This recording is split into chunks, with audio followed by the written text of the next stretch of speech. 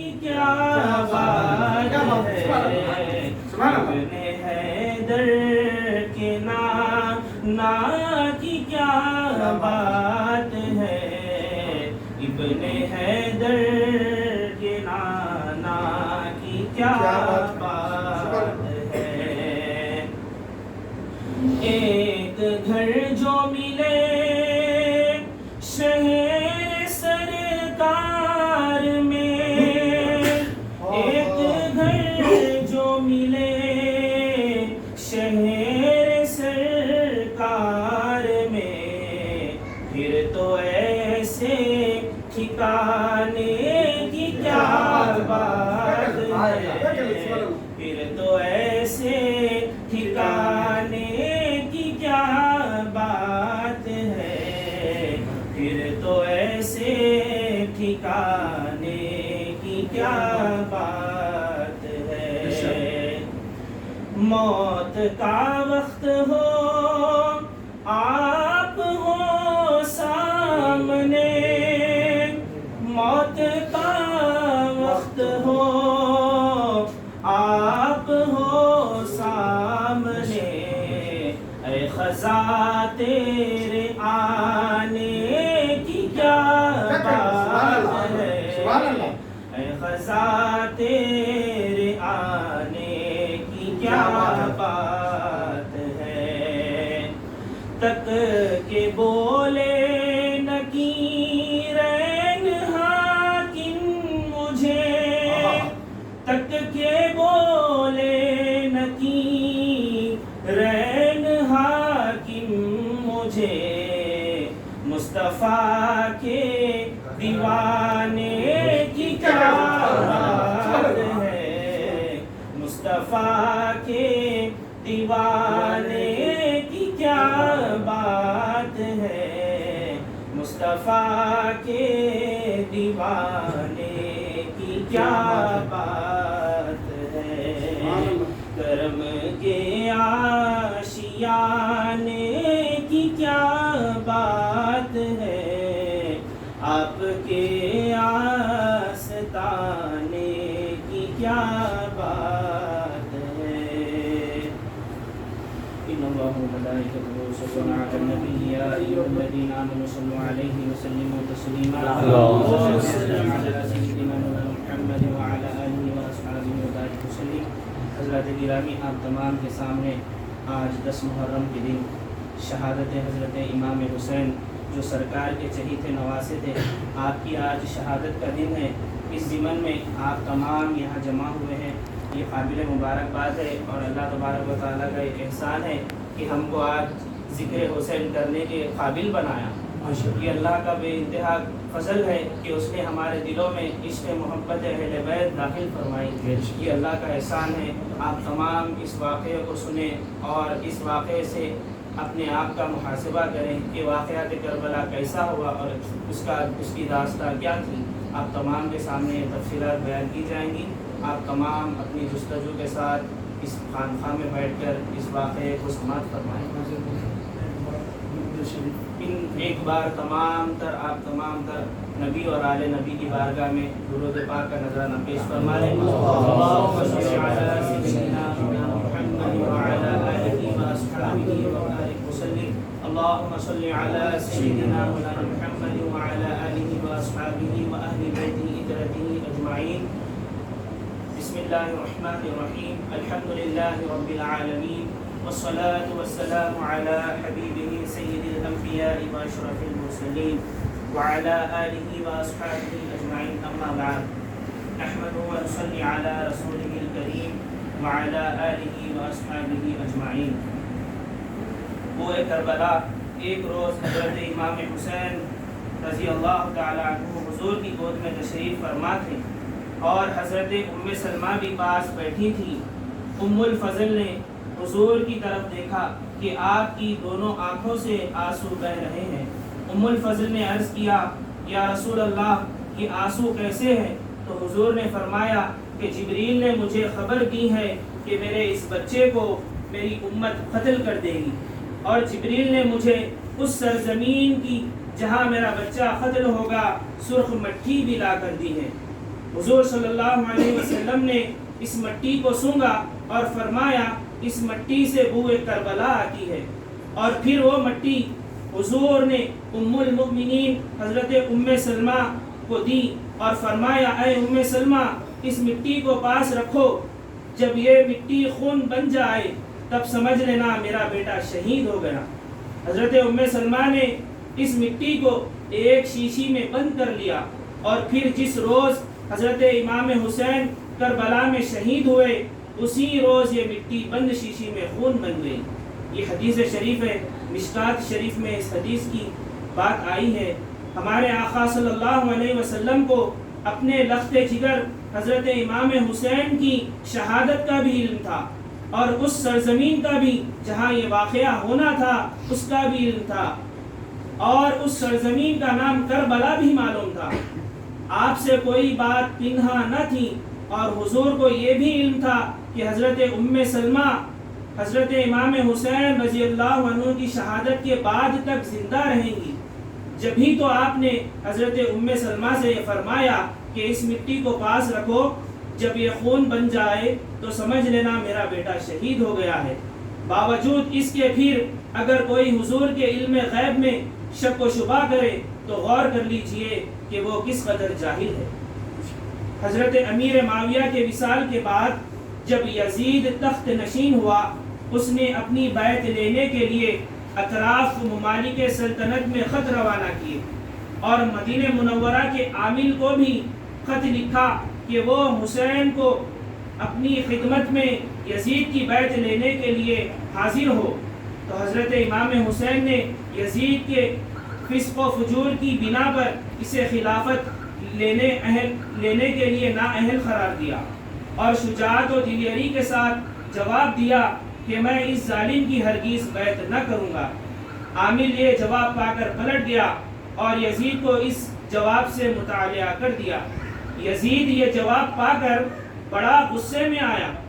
یزید بڑا فاسق و فاجر تھا، اور اس کے فسق و فجور کے پیش نظر حضرت امام نے اس کی بیعت سے انکار فرمایا، اور یہ بھی معلوم ہوا کہ حضرت امام شجن ابن شجاع تھے۔ آپ نے یہ جانتے ہوئے بھی کہ بیعت کا انکار یزید کے لیے وجہ اشتعال ہوگا اور وہ خون کا پیاسا ہو جائے گا، کلمہ حق فرمانے سے گریز نہیں فرمایا، اور جان بچانے کے لیے حقیقت کو نہیں چھپایا۔ پھر یہ کیسے ہو سکتا ہے کہ آپ کے والد ماجد شیر خدا رضی اللہ عنہ نے کبھی حقیقت کو چھپایا ہو، یا کسی سے دب کر آپ نے کلمہ حق کا اعلان فرمایا ہو؟ یزید کو جب اس بات کا پتہ چلا کہ امام حسین نے میری بیعت نہیں کی، تو اس نے مشتعل ہو کر عامل مدینہ کو حکم دیا کہ امام حسین کو میری بیعت پر مجبور کرنا، ورنہ آپ کا سر کاٹ کر میرے پاس بھیجنا۔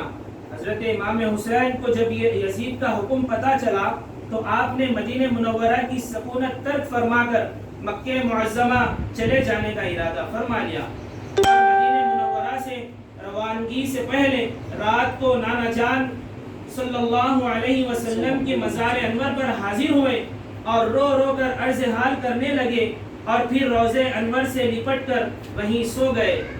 خواب میں دیکھتے ہیں کہ نانا جان تشریف لائے ہوئے ہیں، اور آپ نے حسین کو چوما اور سینے اقدس سے لگایا اور فرمایا بیٹا حسین، ان قریب ظالم تجھے کربلا میں بھوکا پیاسا قتل کریں گے، تیرے ماں باپ اور بھائی تیرے انتظار میں ہیں، جنت تیرے لیے آراستہ ہو رہی ہے، میں اس میں ایسے درجات عالیہ ہیں جو شہید ہوئے بغیر تجھے نہیں مل سکتے، جاؤ بیٹا صبر و شکر سے جام شہادت پی کر میرے پاس آ جاؤ۔ حضرت امام یہ خواب دیکھ کر گھر آئے اور اہل بیت کو جمع کر کے یہ خواب سنایا، اور مدینے سے مکہ جانے کا مصمم ارادہ کر لیا، اور پھر اپنے برادر بزرگ حضرت حسن رضی اللہ عنہ کے مزار پر حاضر ہوئے اور کلمات رخصت زبان پر لائے، اور پھر ماں کی قبر انور پر حاضر ہوئے اور عرض کیا اے اماں جان، یہ نازوں کا بالا تمہارا حسین آج تم سے جدا ہونے آیا ہے، اور آخری سلام عرض کرتا ہے۔ قبر انور سے آواز آئی وعلیک السلام اے مظلوم مادر۔ آپ وہاں کچھ دیر روتے رہے اور پھر واپس تشریف لائے اور مکہ معظمہ جانے کی تیاری فرما کر مکہ معظمہ روانہ ہو گئے۔ حضرت امام کی شہادت کا خود حضرت امام کو بھی علم تھا، اور یہ آپ ہی کی شان ہے کہ علم کے باوجود بھی پائے استقلال میں ذرا برابر بھی لغزش نہیں آنے دی، اور شوق شہادت میں کمی نہیں آنے دی، اور جذبہ جانثاری اور بھی زیادہ ہی ہوتا ہے۔ حضرت امام نے اپنی اس سیرت پاک سے بتا دیا کہ طالب رضا حق مولا کی مرضی پر فدا ہوتا ہے، اسی میں اس کے دل کا چین اور اسی کی حقیقی تسلی ہے۔ کبھی وحشت و پریشانی اس کے پاس نہیں پھٹکتی، بلکہ وہ انتظار کی ساعتیں شوق کے ساتھ گزارتا ہے اور وقت کا موعود بے چینی کے ساتھ منتظر رہتا ہے۔ حضرت امیر معاویہ کی وفات کے بعد یزید تخت نشین ہوا تو اہل عراق کو جب معلوم ہوا کہ حضرت امام حسین نے یزید کی بیعت نہیں کی اور آپ مکہ معظمہ تشریف لائے ہیں، تو انہوں نے متفق ہو کر امام کی خدمت میں خط بھیجنا شروع کیے، جس میں اس امر کا اظہار تھا کہ ہم اپنے جان و مال آپ پر قربان کر دیں گے، آپ یہاں کوفے میں تشریف لائیں، ہم آپ کی بیعت کر کے آپ کے حکم سے ظالموں کا مقابلہ کریں گے اور آپ کا بہرحال ساتھ دیں گے۔ اس طرف سے التجا ناموں، اس طرف سے التجا ناموں اور درخواستوں کا سلسلہ بند ہو گیا، اور تمام جماعتوں اور فرقوں کی طرف سے 150 کے خطوط حضرت امام کی خدمت میں پہنچے۔ آپ کہاں تک خاموش رہتے؟ کوفیوں کے پیہم اصرار پر آپ نے انہیں جواب دیا، تمہارے 150 کے قریب خطوط پہنچے ہیں، میں فی الحال اپنے چاچا زاد بھائی حضرت مسلم بن عقیل کو تمہاری طرف بھیجتا ہوں تاکہ تمہاری سچائی کا پتہ چل سکے۔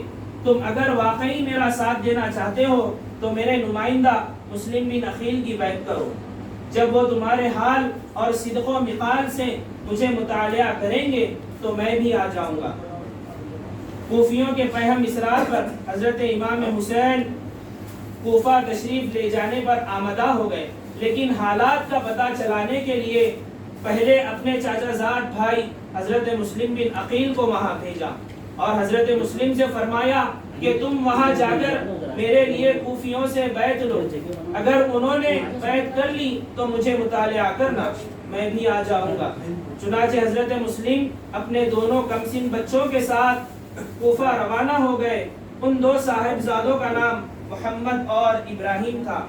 یہ دونوں اپنے باپ کو بہت پیارے تھے، اس لیے یہ دونوں بھی اس سفر میں اپنے والد بزرگوار کے ہمراہ ہو گئے۔ حضرت مسلم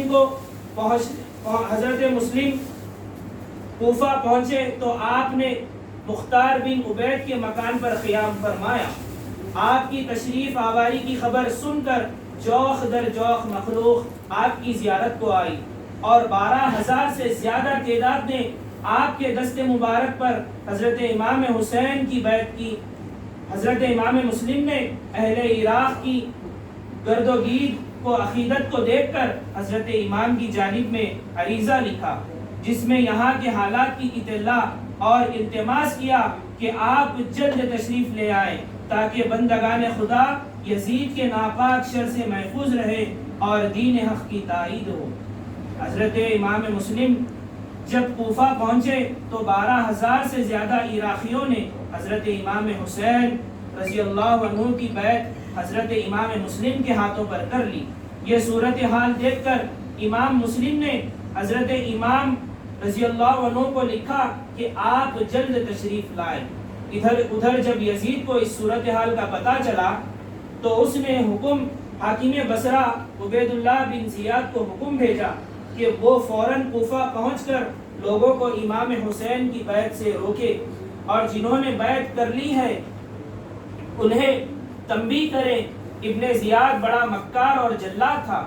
یہ ظالم چھٹ کوفہ پہنچا اور اہل کوفہ کو جمع کر کے یزید کی مخالفت سے ڈرایا، دھمکایا اور بڑے بڑے لالچ دے کر انہیں حمایت حسین سے روکا اور سب پر اپنا دبدبا بٹھایا۔ حضرت امام مسلم یہ صورت دیکھ کر رات کو ہانی بن عروہ کے مکان پر تشریف لے گئے اور فرمایا، اے ہانی، میں ایک غریب مسافر ہوں، تو اہل کوفہ سے خوب واقف ہے، میں تیری پناہ میں آیا ہوں، مجھے اپنے مکان میں پناہ دے دے۔ ہانی نے قبول کیا اور ایک حجرہ اپنے گھر کا ان کے لیے خالی کر کے کہا، کرم ابن زیاد کو پتہ چل گیا کہ مسلم کو ہانی نے پناہ دے رکھی ہے، چنانچہ اس نے اپنی فوج بھیج کر حضرت ہانی کو گرفتار کر لیا اور اسی طرح کوفے کے دیگر روسا و عمائد کو بھی قلعے میں نظر بند کر دیا۔ حضرت امام مسلم نے اس صورتحال کا پتہ چلایا تو آپ کی رگ ہاشمی جوش میں آئی اور اپنے دونوں بچوں کو قاضی شریح کے گھر میں روانہ کر کے محبان اہل بیت کو بلایا تو آپ کی نظر پر جوخ در جوخ آدمی آنے شروع ہوئے اور 40,000 کی جمعیت نے آپ کے ساتھ مل کر قصر شاہی یعنی جنگ کا احاطہ کر لیا اور ابن زیاد کو گھیر لیا۔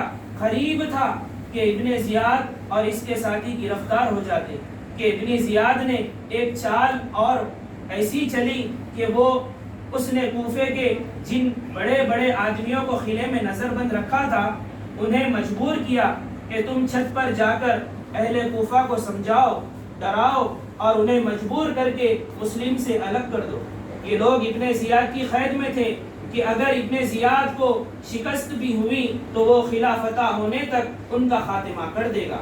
اس خوف سے وہ گھبرا کر اٹھے اور دیوار قلعہ پر چڑھ کر چلائے کہ بھائیو، مسلم کی حمایت تمہارے لیے خطرناک ہے، حکومت تمہاری دشمن ہو جائے گی، یزید تمہارے بچے بچے کو مار ڈالے گا، تمہارے مال لٹوا دے گا، تمہاری جاگیریں اور مکان ضبط ہو جائیں گے، اور اگر تم امام مسلم ہی کے ساتھ رہے تو دیکھو جو ابن زیاد کی قید میں ہیں قلعے کے اندر مارے جائیں گے۔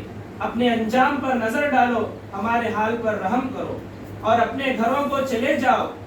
یہ حلیہ کامیاب رہا اور حضرت امام مسلم کا لشکر منتشر ہونے لگا۔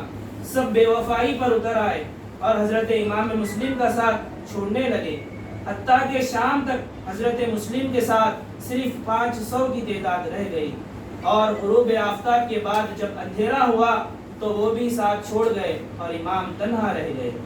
حضرت امام مسلم کوفہ پہنچے تو بے وفا کوفیوں نے آپ کے ہاتھ پر بیٹھ کر کے پھر آپ سے منہ موڑ لیا اور آپ کا ساتھ چھوڑ دیا اور امام مسلم تنہا رہ گئے۔ رات کا وقت تھا، ابن زیاد نے آپ کی گرفتاری کے لیے شہر کے چاروں طرف کڑی نگرانی رکھی تھی۔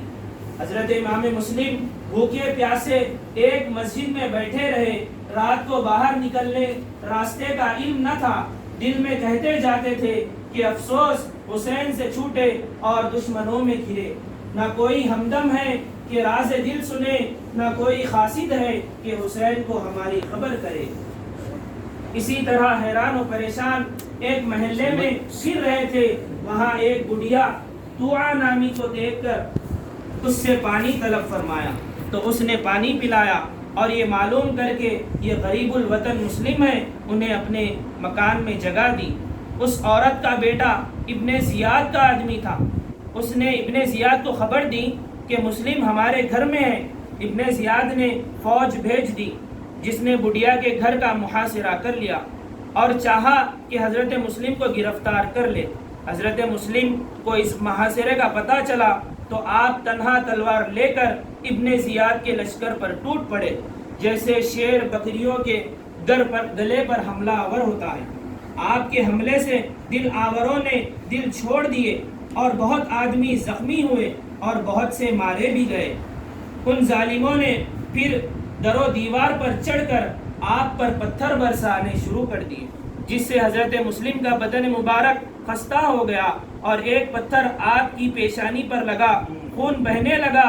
اس وقت آپ نے مکے کی طرف رخ کر کے کہا، اے حسین، کچھ آپ کو اپنے بھائی خستہ جگر کی خبر بھی ہے کہ اس پر کیا گزر رہی ہے اور کوفیوں نے اس کے ساتھ کیا کیا؟ افسوس میرے حال زار کی آپ کو خبر کروں پہنچائے، افسوس میرے حال زار کی آپ کو خبر کون پہنچائے اور کون آپ کے یہاں آنے سے روکے؟ اسی اثنا میں ایک اور پتھر آ کر آپ کے لب و دندان پر لگا، منہ سے خون جاری ہوا داڑھی مبارک رنگین ہو گئی تو اب مجبور ہو کر ایک دیوار سے تکیہ لگا کر بیٹھ گئے کہ ایک نامرد نے گھر میں سے آ کر آپ کے سر پر تلوار ماری، جس سے اوپر کا ہونٹ کٹ گیا۔ آپ نے اسی حال میں اس بزدل کو جہنم رسید کر دیا، اور پھر دیوار سے تکیہ لگا کر بیٹھ گئے اور فرمانے لگے، الہی میں اس وقت پیاسا ہوں۔ آپ کی یہ فریاد سن کر بڑھیا گھر میں سے پانی لائی اور آپ کو دیا۔ آپ نے منہ سے لگایا مگر اس میں خون مل گیا، اس لیے پھینک دیا۔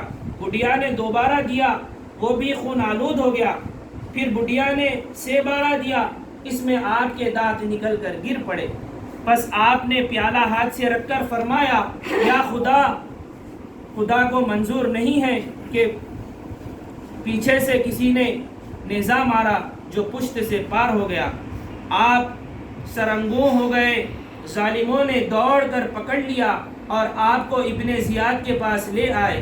ابن زیاد بدنہاد نے حکم دیا کہ انہیں چھت پر لے جا کر قتل کر دیا جائے۔ چنانچہ ایک ظالم ابن کبیر آپ کا ہاتھ پکڑ کر آپ کو چھت پر لے گیا۔ حضرت مسلم جاتے تھے، درود پڑھتے اور کہتے جاتے تھے، اللہم حکم بینا و بین قومنا بالحق۔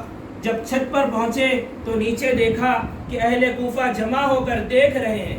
آپ نے فرمایا، اے کوفیو، جب میرا سر تن سے جدا کیا جائے تو بدن دفن کرنا، اور کپڑے اتار کر جو قافلہ مکہ جاتا ہو حسین کے پاس بھیج دینا، اور میرے بچوں پر رحم کرنا۔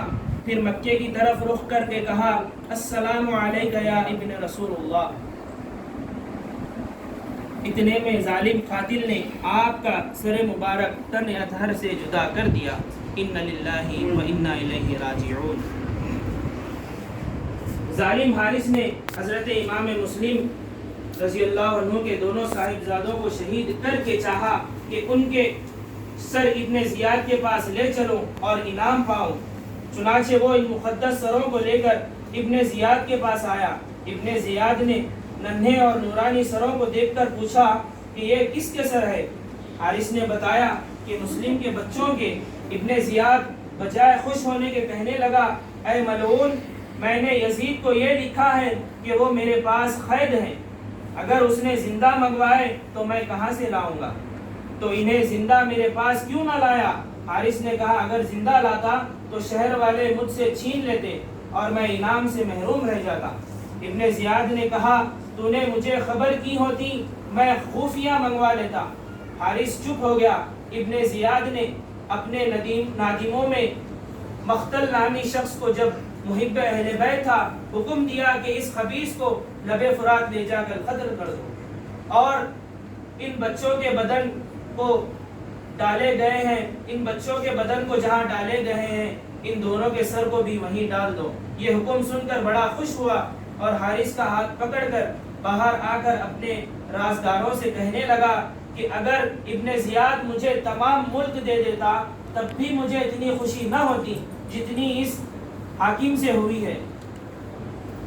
حضرت امام مسلم کو کوفے میں جس روز شہید کیا گیا، اسی روز حضرت امام حسین رضی اللہ عنہ مکہ معظمہ سے کوفہ روانہ ہو پڑے۔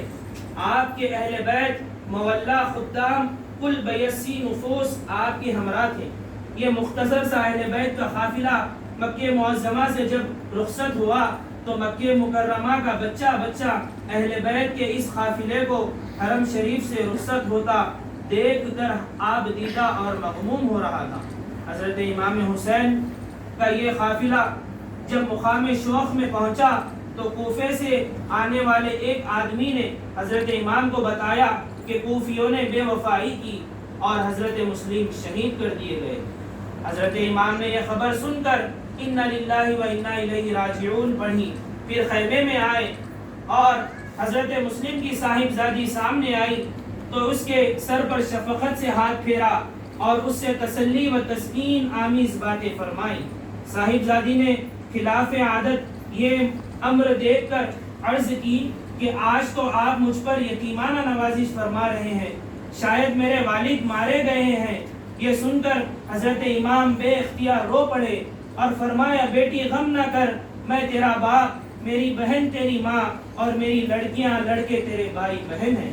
صاحبزادی رونے لگی، فرزندان مسلم دوڑے اور والد کی شہادت کی خبر سن کر وہ بھی رو پڑے، اور پھر انتہائی دلیری سے فرمانے لگے چاچا جان انشاءاللہ ہم کوفیوں سے باپ کے خون کا بدلہ لیں گے یا خود ان کی طرح شہید ہو جائیں گے۔ حضرت امام نے پھر اپنے ہمراہیوں میں ایک تقریر فرمائی اور فرمایا کوفیوں نے بدعہدی کی اور مسلم کو شہید کر دیا، تم میں سے جس کا جی چاہے واپس چلا جائے۔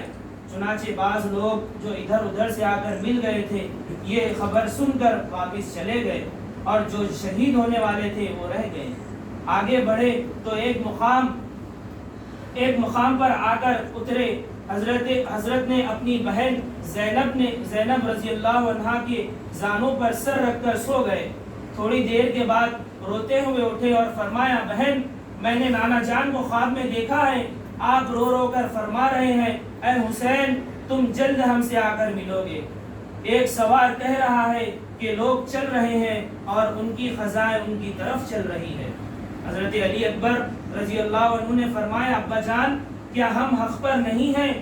امام نے فرمایا بے شک ہم حق پر ہیں اور حق ہمارے ساتھ ہے۔